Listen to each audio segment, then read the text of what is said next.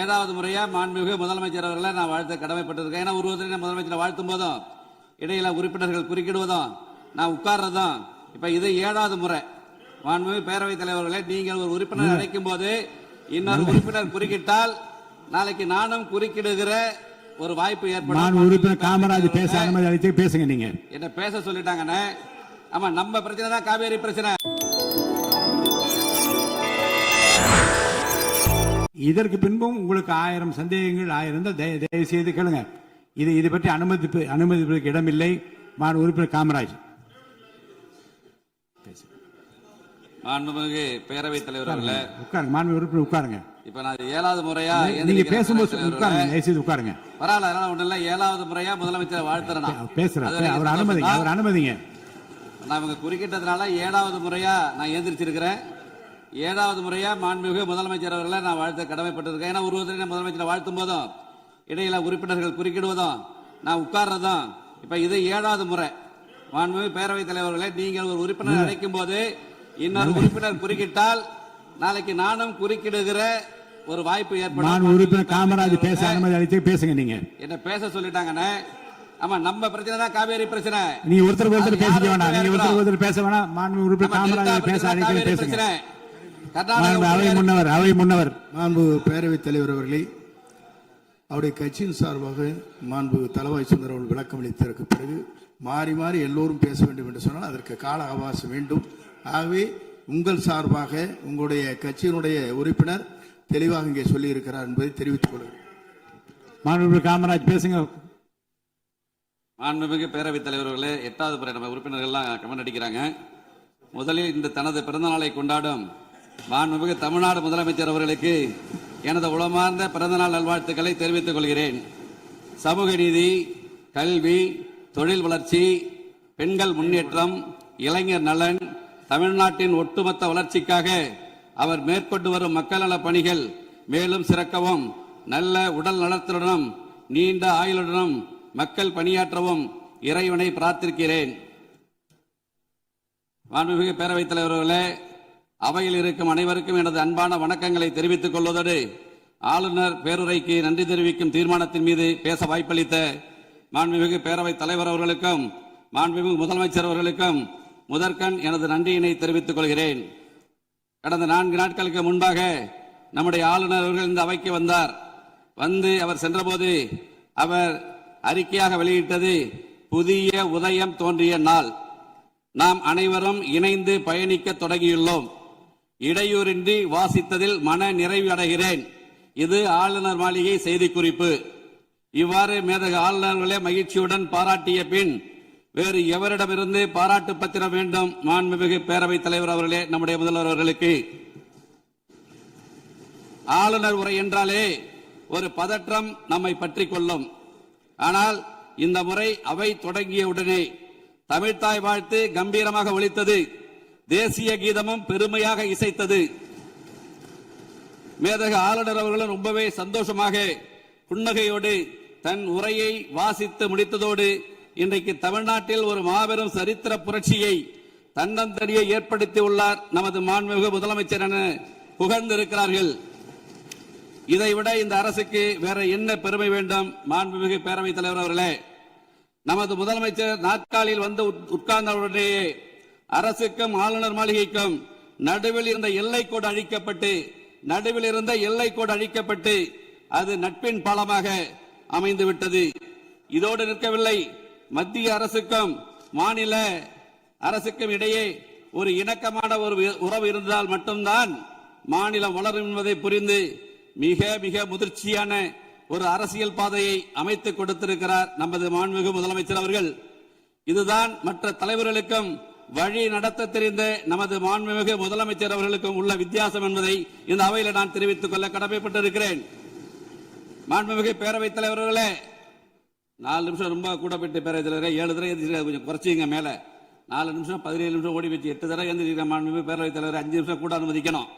மாண்புமிகு பேரவைத் தலைவர்களே, நம்பிக்கையில் சிறந்தது தன்னம்பிக்கை. தன்னால் எதையும் சாதிக்க முடியும் என்ற நம்பிக்கை தான் தன்னம்பிக்கை. இந்த தன்னம்பிக்கை தாரக மந்திரமாக கொண்டு தடைகளை தகர்த்தெறிந்து இந்த விசில் புரட்சி மூலம் தமிழ்நாட்டில் நல்லாட்சி அமைய வேண்டும், இந்தியாவிலேயே தமிழ்நாடு முதன்மை மாநிலமாக விளங்க வேண்டும் என்ற தமிழக மக்களின் எதிர்பார்ப்பை பூர்த்தி செய்ய தற்பொழுது பூர்வாங்க நடவடிக்கைகள் தொடங்கப்பட்டுள்ளது என்பதை மகிழ்வுடன் தெரிவித்துக் கொள்கிறேன். மாண்புமிகு பேரவைத் தலைவர் அவர்களே, ஆளுநர் உரை மீதான நன்றி தெரிவிக்கும் தீர்மானத்தின் மீது எனது உரையை நிகழ்த்துவதற்கு முன்பாக எனது மன்னார்குடி சட்டமன்ற தொகுதி தொடர்பான 2-3 கோரிக்கை தான். பேரவைத் தலைவர்களே, மன்னார்குடியில் 125 ஆண்டு நகராட்சி மன்னார்குடி நகராட்சி. இதுவரை ஒருங்கிணைந்த நீதிமன்ற வளாகம் அங்கே இல்லை. பல முறை முயற்சித்தும் நீதிமன்ற வளாகம் அங்கே இல்லை. அதே போல விளையாட்டில் ஆர்வம் உள்ளவர்கள் அதிகம் இருக்கிற பரவாக்கோட்டை மற்றும் உள்ளிக்கோட்டை பகுதியில் விளையாட்டு அரங்கம் அமைத்து தர வேண்டும். நீடாமங்கல பேரூராட்சி பழமையான பேரூராட்சி, இதுவரை அங்கே பேருந்து நிலையம் அமைக்கப்படவில்லை, அமைப்பித்து தர வேண்டும் என்கிற எனது வேண்டுகோளை வைக்க விரும்புகிறேன். நீடாமங்கல ஊராட்சி ஒன்றியத்தை வடுவூர் தலைமையிடமாக கொண்டு ஒரு ஊராட்சி ஒன்றியம் அமைத்து தர வேண்டும் என்கிற வேண்டுகோளை வைக்க விரும்புகிறேன். அதே போல இடமலை கிராமத்தில் கைப்பந்துக்கென உள் விளையாட்டு அரங்கம் அமைப்பு தர வேண்டும் என்ற கோரிக்கையை வைக்க விரும்புகிறேன். மாண்புமிகு பேரவைத் தலைவர்களே, பெரியார் பகுத்தறிவு சித்திரம் தீட்டினார் பெரியார், பெருந்தலைவர் காமராஜர் கல்வி சித்திரம் தீட்டினார் காமராஜர், பேரறிஞர் அண்ணா சுயமரியாதை சித்திரம் தீட்டினார் பேரறிஞர் அண்ணா, புரட்சித் தலைவர் எம்ஜிஆர் சத்துணவு திட்டம் தீட்டினார் புரட்சித் தலைவர் எம்ஜிஆர், புரட்சித் தலைவி அம்மா அவர்கள் பசிப்பிணி போக்க அம்மா உணவு என்ற அற்புதமான திட்டத்தை தீட்டினார். நம் முதல்வர்கள் அமைதி புரட்சி என்ற திட்டத்தை, ஆம் தமிழ்நாட்டில் அமைதி நிலவ வேண்டும் என்று திட்டம் தீட்டிக் கொண்டிருக்கிறார் என்றால் அது மிகையாகாது. ஆளுநர் உரைக்கு நன்றி தெரிவிக்கும் தீர்மானத்தின் மீது ஒரு சில உறுப்பினர்கள் சட்டம் ஒழுங்கு சீரழிந்து விட்டது என்று பேசினார்கள்.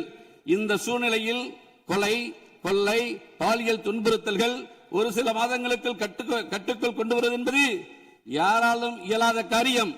அவற்றை எல்லாம் சரி செய்ய காவல்துறையை மக்களின் நண்பனாக மாற்றி தமிழ்நாட்டில் சட்டம் ஒழுங்கை நிலைநாட்டும் முயற்சியில் மாண்புமிகு முதலமைச்சர் அவர்கள் தீவிரமாக ஈடுபட்டு வருகிறார்கள்.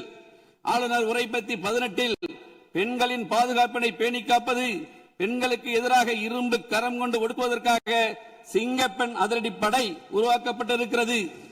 இந்த அரசால் உருவாக்கப்பட்டுள்ளது. இதனால் சட்டம் ஒழுங்கு கட்டுப்பாட்டுக்குள் வரும் என்பதில் எல்லளவும் சந்தேகமில்லை. ஆளுநர் உரை பத்தி 19 போதைப் பொருள் தடுப்பு சிறப்பு படை அனைத்து மாவட்டங்களிலும் உருவாக்கப்படும் என்று குறிப்பிடப்பட்டிருக்கிறது. இந்த சிறப்பு படை அமைக்கப்பட்ட பின் போதைப் பொருள் நடமாட்டம் கட்டுக்குள் கொண்டு வரப்பட்டு இதன் மூலம் சட்டம் ஒழுங்கு சீராகும் என்பதில் எல்லளவும் சந்தேகமில்லை. தமிழ்நாட்டின் அடையாளமாக தமிழ் மொழி உள்ளது. உலகத்தோடு நாம் போட்டி போட ஆங்கில மொழியும் தேவை. எனவேதான் இந்த இரு மொழிக் கொள்கையில் இந்த அரசு எவ்வளவு உறுதியாக இருக்கிறது என்பதை ஆளுநர் உரை தெளிவுபடுத்தியுள்ளது. இது வெறும் பேச்சல்ல, இது செயல் அரசு என்பதை நிரூபித்திருக்கிறது. தமிழ்நாட்டின் நிதி சுமை குறித்து வெள்ளை அறிக்கை வெளியிட்டுள்ள இந்த அரசு அரசின் வருவாயை பெருக்குவதும் திசை மாறி சென்ற அரசு வருவாயை அரசின் கருவூலத்திற்கு எடுத்துச் செல்லும் வகையிலும் மதுபான உற்பத்தியாளர்கள் மீது கூடுதல் சிறப்பு கட்டணம் விதித்துள்ளது உண்மையிலேயே வரவேற்கத்தக்கது. இதன் மூலம் அரசுக்கு 1000 கோடி ரூபாய் கூடுதல் வருவாய் கிடைக்கும் என்ற நிலை ஏற்பட்டுள்ளது. அதே போல கனிமங்கள் மூலமாக கிடைக்கும் வருவாயை இரட்டிப்பாக்க அரசு தீவிரமாக முயன்று வருவதாக ஆளுநர் உரையில் குறிப்பிடப்பட்டுள்ளது வரவேற்கத்தக்க ஒன்றாகும். இதேபோன்று வாக்குறுதியை நிறைவேற்றும் வகையில் 2 மாதங்களுக்கு 500 யூனிட் மின்சாரம், 200 யூனிட் இலவச மின்சாரத்தை வழங்க உத்தரவிட்டுள்ளது. இதனால் ஏழை எளிய நடுத்தர மக்களின் நிதி சுமை வெகுவாக குறைந்து மகிழ்ச்சியில் இருப்பதை கண்கூடாக காண்கிறேன் என்பதை இங்கே நான் சுட்டிக்காட்ட கடமைப்பட்டிருக்கிறேன். இந்த அரசை ஆதரிக்கும் கூட்டணி கட்சிகளுக்கு மதிப்பளிக்கும் வகையில் அந்த கட்சிகளுக்கு ஆட்சியிலும் அதிகாரத்திலும் பங்களித்துள்ளது தமிழ்நாட்டு அரசியலில் ஒரு மறுமலர்ச்சியை, ஒரு புத்துணர்ச்சியை ஏற்படுத்தியுள்ளது என்பதை நான் பாராட்ட கடமைப்பட்டிருக்கிறேன். பொதுமக்கள் நலனை கருத்தில் கொண்டு 717 மதுபான கடைகளை மூடியது, பயிர்க்கடன் பெற்ற விவசாயிகளுக்கு கடன் தள்ளுபடி செய்தது, கல்வியை பொது பட்டியலில் இருந்து மாநில பட்டியலுக்கு மாற்ற நடவடிக்கை எடுத்தது, கச்சத்தீவு பிரச்சனைகளுக்கு தீர்வு காண மத்திய அரசை வலியுறுத்தியது உண்மையிலேயே வரவேற்கத்தக்கது. அதற்காக இந்த அரசை நான் மனதார பாராட்ட கடமைப்பட்டிருக்கிறேன். ஆளுநர் உரை பத்தி 31 பல்கலைக்கழகங்கள் மற்றும் உயர்கல்வி நிறுவனங்களில் நீண்ட காலமாக காலியாக உள்ள உதவி பேராசிரியர் மற்றும் ஆசிரியர் பணியிடங்கள் தகுதி மற்றும் திறன் அடிப்படையில் வெளிப்படையான முறையில் நிரப்ப போர்க்கால அடிப்படையில் நடவடிக்கை எடுக்கப்படும் என்ற அறிவிப்பு படித்த இளைஞர்களிடையே பெருத்த மகிழ்ச்சியை ஏற்படுத்தியுள்ளது. இந்த அறிவிப்பு இளைஞர்கள் அரசு வேலை பெற வழிவகுக்கும். இதை நான் மனதார வரவேற்கிறேன். காவேரி விவகாரம் அதை பற்றி பேசக்கூடாது என்று மாண்புமிகு பேரவைத் தலைவர் குறிப்பிட்டீர்கள். இது மற்றவருக்கு வேண்டுமானால் அது நீர், எங்களுக்கு அது உயிர். இங்கே டெல்டாவில் இருக்கிற அனைத்து சட்டமன்ற உறுப்பினர்களுக்கும் அது நீர். விவசாய நலனை பாதுகாப்பதற்கும் தமிழ்நாட்டு மக்கள் எதிர்பார்ப்பை நிறைவேற்றுவதற்கும் சட்ட ரீதியாக எப்படி எதிர்கொள்வது என்பதை பற்றித்தான் தீர்மானம் முழுமையாக நிறைவேற்றியிருக்கிறார்கள். அருள் கூர்ந்து மேகதாது பற்றி பேச வேண்டாம் என்று கேட்டுக்கொள்கிறேன். அன்புமிகு பேரவைத் தலைவர்கள், நான் உள்ள போல காவேரி எங்களுக்கு உயிர், டெல்டா மாவட்டங்களுக்கு உயிர், இங்க இருக்கிற மற்றவர்களுக்கு அது நீர், எங்களுக்கு உயிர். மாடு கட்டி போரடித்தால் மாளாது என்று சொல்லி யானை கட்டி போரடித்த எங்கள் பகுதி, சோழ வளநாடு இந்த நாட்டிற்கே சோறு போட்டது என்று கூறிய பகுதி எங்கள் பகுதி. அந்த பகுதியிலிருந்து உணர்வோடு பேசுகிறோம். கர்நாடகா இந்த விஷயத்தில் ஒற்றுமையாக இருக்கும் போது தமிழ்நாட்டில் இருக்கிற நம்முடைய மக்கள் பிரதிநிதிகள் ஒற்றுமையாக இருக்க வேண்டும் என்கிற வேண்டுகோளைத்தான் நான் இங்கே வைக்க விரும்புகிறேன். அதற்குள் நான் செல்ல விரும்பவில்லை. எனக்கு பேச வேண்டிய டயத்துக்கு பிறகு 8 தடவை நான் எழுந்திருச்சிருக்கேன். அதனால நான் அதுக்குள்ள போகல என்பதை வலியுறுத்தி கேட்டுக்கொண்டு நல்ல வல்லுநர்களை கொண்டு இங்கே பேசிய ஒருமித்த கருத்தோடு அந்த தீர்மானத்தை, அந்த முதலமைச்சர் கொண்டு வந்த சிறப்பு வாய்ந்த தனி தீர்மானத்தை நல்ல வல்லுநர்களை கொண்டு சிறப்போடு நாம் அதை ஏற்க வேண்டும் என்கிற வேண்டுகோளை மட்டும் வைத்து அதற்குள் நான் உள்ளே நுழைய விரும்பவில்லை. ஆளுநர் உரை பற்றி 32 காவேரியில் தமிழ்நாட்டிற்கு உள்ள உரிமையை உரிய காலத்தில் பெற நடவடிக்கை எடுக்கப்படும் என்ற அறிவிப்பு பாராட்டுக்குரியது. நிலத்தடி நீர்மட்டத்தை உயர்த்தவும் மழை காலங்களில் ஒரு நீரை சேமிக்கவும் ஏதுவாக ஏரிகள் மற்றும் குளங்கள் பராமரிப்பு திட்டம் ஒவ்வொரு ஆண்டும் செயல்படுத்தப்படும் என்ற ஆளுநர் உரையில் அறிவிக்கப்பட்டுள்ளது மிகுந்த மகிழ்ச்சி அளிக்கிறது. இதற்காக இந்த அரசை நான் பாராட்ட கடமைப்பட்டிருக்கிறேன். இதேபோன்று கடலுக்கு செல்கிற நீரை தடுக்க வகையிலும் மழை நீரை சேமிக்கும் வகையிலும் தேவையான இடங்களில் தடுப்பணைகள் கட்ட நடவடிக்கை எடுக்கப்படும் என்ற அறிவிப்பு உண்மையிலே வரவேற்கத்தக்கது. ஆளுநர் உரை பற்றி 36 முல்லை பெரியார் அணை பகுதியில் பழுது பார்க்கும் பணிகளை மேற்கொள்ளவும் அணையின் நீர்மட்டத்தை உயர்த்தவும் கேரள அரசின் புதிய அணை கட்டும் முயற்சியை தடுக்கவும் நடவடிக்கை எடுக்கப்படும் என்று குறிப்பிடப்பட்டிருக்கிறது. உண்மையாக வரவேற்க நான் கடமைப்பட்டிருக்கிறேன். தமிழ்நாட்டில் உள்ள நதிகளை முதல் கட்டமாக இணைப்பது 11 நிமிஷம் 8 நிமிஷம் ஏஞ்சுவாங்க பேரவைத் தலைவர்களே. 8 தடவை ஏஞ்சுவாங்க. 5 நிமிஷம் கூட விடுங்க, முடிக்க ஒரே பக்கம் தான். இன்னைக்கு நல்ல எக்ஸசைஸ் உங்களுக்கு 8 முறை எழுந்து எந்திரிச்சு முடிச்சிடறேன். இல்ல பேரவைத் தலைவர் 11 நிமிஷம் ஓடி இருக்கு. 8 தடவை இடையில குறுக்கிட்டு இருக்காங்க பேரவை உறுப்பினர்கள். ஒரு 4 நிமிஷம். தமிழ்நாட்டில் உள்ள நதிகளை முதற்கட்டமாக இணைப்பது மற்றும் தென் மாநிலங்களில் உள்ள நதிகளை இணைப்பது ஆகியவற்றை மேற்கொள்ள இந்த அரசு தீவிர முயற்சி செய்யும் என்ற அறிவிப்பு தமிழ்நாட்டு மக்களிடையே பெருத்த மகிழ்ச்சியை ஏற்படுத்தியுள்ளது. நிறைவேற்றார். அதேபோன்று இதேபோன்று அரசு துறையில் உள்ள காலி பணியிடங்கள் நிரப்புதல், சிறந்த மின் ஆளுமை சேவைகள் பொதுமக்களுக்கு வழங்குதல், ஒலிம்பிக் உயர்திறன் மையங்கள், மேலும் தொழில் வளர்ச்சிக்கான அரசாக வேளாண் வளர்ச்சிக்கான அரசாக இந்த அரசு விளங்கிக் கொண்டிருக்கிறது. ஏழையின் சிரிப்பில் இறைவடைக்க என்போம் என்ற பேரறிஞர் அண்ணா அவர்களின் பொன்மொழிக்கேற்ப ஏழைகளுக்கான அரசாக, ஒடுக்கப்பட்ட மக்களுக்கான அரசாக, சிறுபான்மை மக்களுக்கான அரசாக இருந்து மதசார்பற்ற அரசாகவும் சமூக நீதிக்கான அரசாகவும் இருந்து பொதுமக்களின் நெஞ்சங்களில் இன்றைக்கும் சிம்மாசனம் போட்டு உட்கார்ந்திருக்கிற நம்முடைய முதலமைச்சரை மனதார பாராட்டுவதோடு இந்த நல்லாட்சிக்கு தோள் கொடுப்பதில் சட்டமன்ற உறுப்பினராக நான் பெருமகிழ்ச்சி அடைகிறேன். மொத்தத்தில் இந்த ஆளுநர் உரை தமிழ்நாட்டு மக்களை வளர்ச்சி பாதையில் அழைத்துச் செல்லும் முறையாக, தமிழ்நாட்டை அமைதி பூங்காவாக மாற்றும் முறையாக அமைந்துள்ளது என தெரிவித்து வாய்ப்பளித்த உங்களுக்கு நன்றி கூறி, எனது மன்னார்குடி சட்டமன்ற தொகுதியில் சமீபத்தில் பள்ளி குழந்தைகள் 3 பேர் இறந்திருக்கிறார்கள். 5/6/2025 அன்று அரசு பள்ளியில் படிக்கிற 3 மாணவர்கள். நம்முடைய முதலமைச்சர் அந்த குடும்பங்களுக்கு உதவி இருக்கிறார், இல்லை என்று சொல்லவில்லை. அதில் வருத்தம் என்னவென்றால் முதலமைச்சர் மேல் வருத்தம் கிடையாது. அந்த குடும்பத்தில் 3 குடும்பத்திலும் ஒரு ஆண் பிள்ளைகள் தான். இந்த 3 ஆண் பிள்ளைகளும் இறந்து விட்டார்கள்.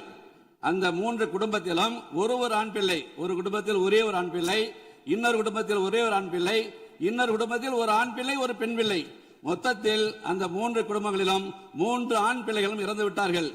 உங்கள் மூலம் மாண்புமிகு முதலமைச்சரை நான் கேட்டுக்கொள்வது, அந்த 3 குடும்பங்களுக்கும் அரசு வேலைவாய்ப்பில் முன்னுரிமை கொடுக்க வேண்டும் எனக்கு வேண்டி கேட்டு உங்களை மனதார பாராட்டி விடைபெறுகிறேன். நன்றி, வணக்கம்.